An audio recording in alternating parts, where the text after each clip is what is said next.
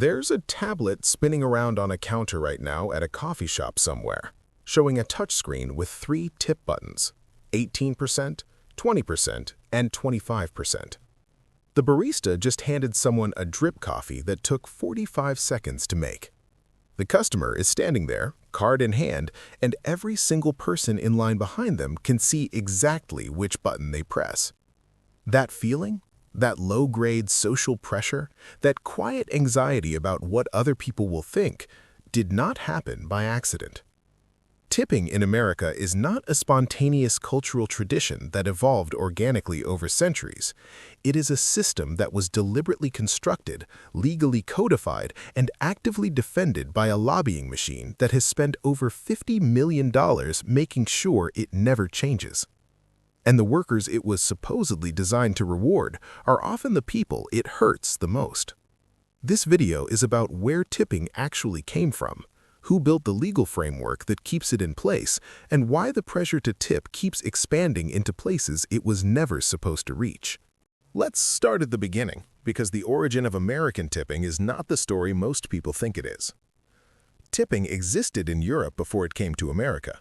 Wealthy Americans traveling abroad in the mid-1800s encountered it as a practice, a small bonus handed to a servant for exceptional service on top of their regular wage.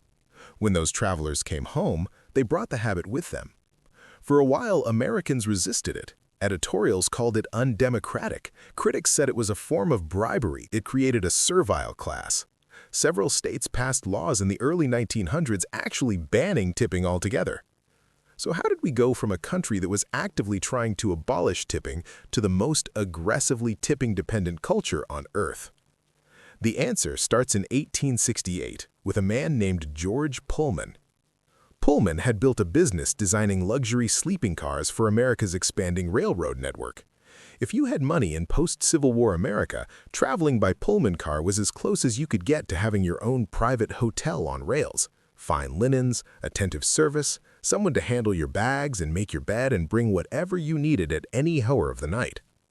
To staff these cars, Pullman made a deliberate hiring decision. He recruited black men almost exclusively, most of them formerly enslaved, to serve as porters. His reasoning, which he stated openly, was that the plantation, in his words, had trained them to be pleasing to the customer.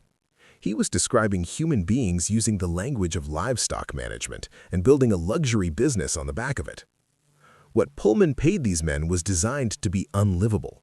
In 1916, a Pullman porter's base wage was $27.50 a month, the equivalent of roughly $800 in today's dollars for a job that regularly demanded 400 hours of work per month. Nobody could survive on that. Pullman knew that. The entire business model depended on passengers tipping to make up the gap between what Pullman paid and what a person needed to eat and house themselves. As the Pullman cars traveled across the country, so did the tipping norm. Every major city, every rail hub, every passenger who rode those cars and tipped their porter went home with the habit baked in. Tipping was spreading, not as a reward for exceptional service, but as a mechanism for employers to transfer their own labor costs onto customers. The restaurant industry was watching closely. After the Civil War, as cities grew and the restaurant business expanded, restaurant owners faced the same basic problem Pullman had. They needed to hire service workers. They did not want to pay them. The solution was identical. Hire workers at wages far below subsistence, or in some cases no wage at all, and tell customers to tip. This is the moment when tipping in America transformed from a European courtesy into something structurally different. In Europe, a tip was a bonus on top of a wage. In America, the tip became the wage. That distinction is the entire story. In the early 1900s, there was a serious organized movement to abolish tipping. 6 states banned it. Reformers argued it was exploitative, paternalistic, and fundamentally incompatible with the idea of equal dignity for workers. For a moment, it looked like the anti-tipping movement might actually win. It didn't. By 1926, every single anti-tipping law had been repealed or struck down. The restaurant and hospitality industries had spent years making the case that tipping kept prices low, that workers liked it, that it rewarded performance, and that eliminating it would destroy the industry. Those arguments will sound familiar because the industry is still making them today, word for word, 100 years later. With tipping legally entrenched, the next question was minimum wage. When the federal government passed the Fair Labor Standards Act in 1938, establishing a national minimum wage for the first time, restaurant and hospitality workers were excluded almost entirely. The industries that most relied on tipping to keep their labor costs low were the industries that successfully lobbied their way out of the law that was supposed to protect workers.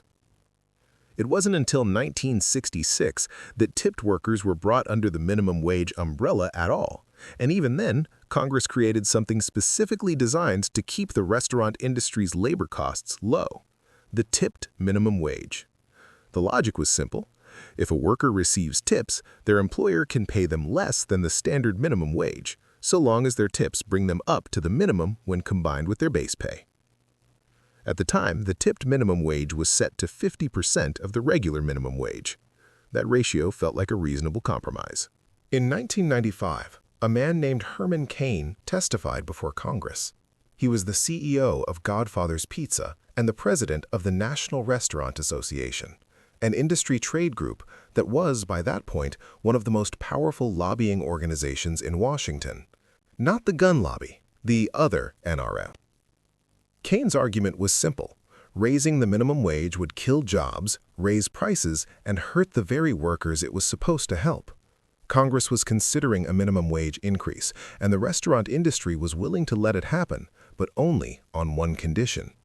The tipped minimum wage had to stay exactly where it was, frozen at $2.13 per hour, untouched forever. Congress agreed. In 1996, the standard minimum wage went up. The tipped minimum wage did not. The two rates were decoupled for the first time in history, and the tipped minimum wage has been stuck at $2.13 per hour ever since. Let that sit for a moment. The federal minimum wage for tipped workers, the legal floor below which no employer can go, has not moved in over 30 years. The same dollar amount, $2.13, while the cost of rent, food, healthcare, and everything else has roughly tripled. The legal minimum hourly wage a restaurant can pay its servers has not changed since 1991. The National Restaurant Association did not stop at one legislative win. Since the 1990s, the organization has spent over $50 million on federal lobbying and millions more in campaign contributions at the state level, fighting every attempt to raise the tipped minimum wage anywhere in the country. They fund politicians on both sides of the aisle. They run sophisticated campaigns telling tipped workers themselves to oppose wage increases, arguing it would reduce their total earnings. And, in a particularly remarkable detail uncovered by investigative journalists, they fund this lobbying operation in part through a food safety certification course called ServSafe, which restaurant workers across the country are required to pay $15 to complete before starting a job. The workers are unwittingly funding the lobby that fights against their own wages. That is not a footnote. That is the system. So who actually receives the money when you tip? The answer is more complicated than most people realize, and it depends heavily on which state you're in and what kind of establishment you're at. In most restaurants, servers don't keep their entire tip. Tip pooling is a common practice where servers contribute a percentage of their tips into a shared pool that gets distributed to other front-of-house staff, hosts, bussers, food runners. Under federal law, managers and supervisors cannot participate in tip pools, but the line between a supervisor and a senior employee is not always clear, and wage theft in the restaurant industry, managers skimming from tip pools, employers failing to top up wages when tips fall short of minimum wage, illegal deductions, is one of the most common forms of labor law violation in the country. There's another layer that most customers have never considered. When you tip on a credit card, you are handing a percentage of that tip to the payment processor. Visa, MasterCard, and the restaurant's point-of-sale system all take a small cut of card transactions, and that cut is calculated on the total charge, including the tip. So a portion of the money you intended for your server is being extracted by a financial intermediary before it ever reaches anyone's hands. And then there's the service charge, a mandatory fee that is increasingly appearing on restaurant bills, sometimes labeled as a service fee, hospitality fee, or kitchen appreciation charge. Here is the critical distinction that almost no one knows. Under federal law, a service charge is not a tip. It belongs to the restaurant, not the worker. The restaurant can use it however it wants, to cover operating costs, to pay salaried kitchen staff, to pad the owner's margins. It may or may not end up going to the person who served you. There is no legal requirement that it does.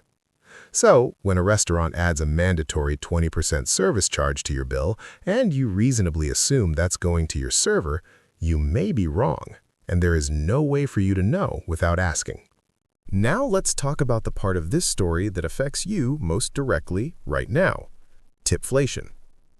The 18 to 20% standard for restaurant tipping didn't emerge from thin air. It was nudged upward deliberately over decades, largely by the point-of-sale technology companies whose software generates those tip suggestion screens.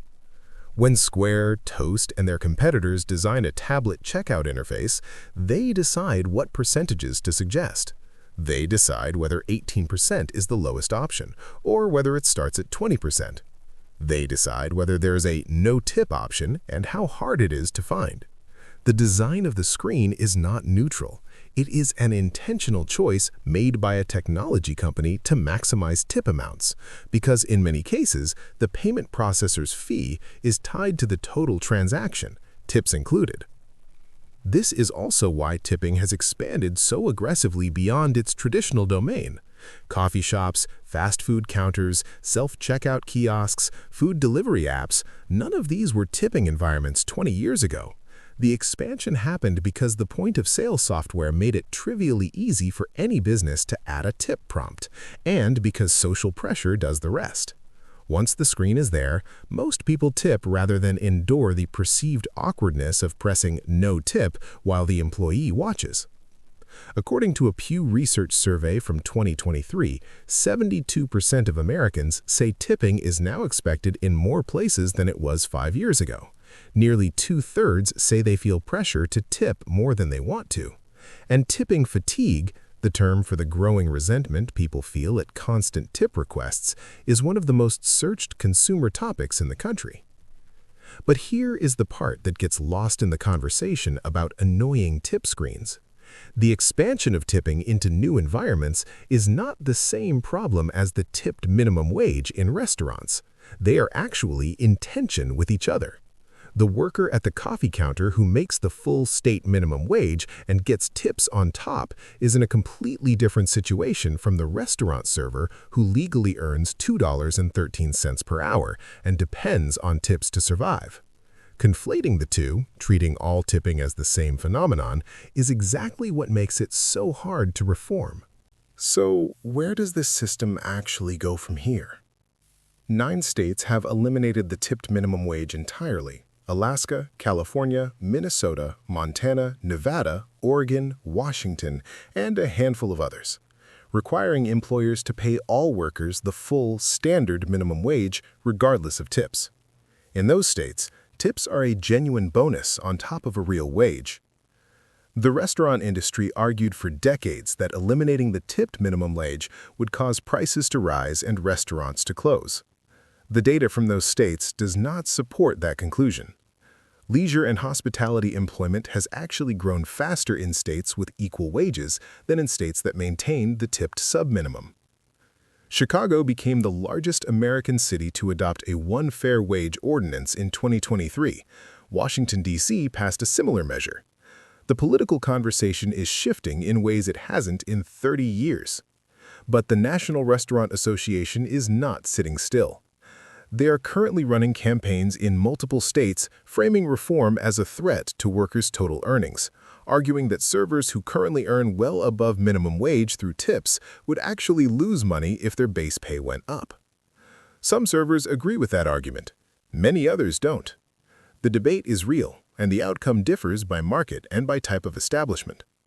What is not in debate is the origin of the system, the lobbying that locked it in place, and the gap between what the checkout screen presents to the customer and where the money actually ends up. When you stand at that counter and the tablet spins around, you are participating in a system built in the 1860s to avoid paying recently freed enslaved people a wage, codified in law in 1966 at the explicit request of an industry that wanted to keep labor costs low, frozen in place in 1996 by a lobbying deal that has never been revisited, and expanded in the 2020s by payment technology companies who have a financial interest in larger tips. That is not a guilt trip. You should tip your server. The worker depending on that money did not design this system and cannot opt out of it. But the person who designed the checkout screen, they knew exactly what they were doing. If there is another system quietly running in your daily life that you want explained, subscribe. New video every Wednesday.